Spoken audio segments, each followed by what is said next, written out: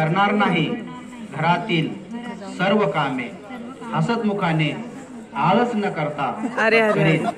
माझ्या पतीने कमावलेल्या धनसंपत्तीचे रक्षण करील. पाहुण्यांचे नेहमी हसतमुखाने स्वागत करेल. मी बाबासाहेबांनी दिलेल्या 22 प्रतिज्ञेचे काटेकोरपणे पालन करेल.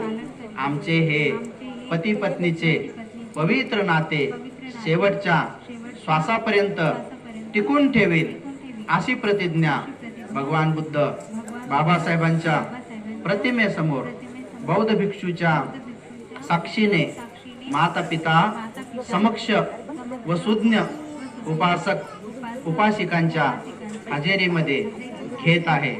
साधू साधू साधू. जय भीम.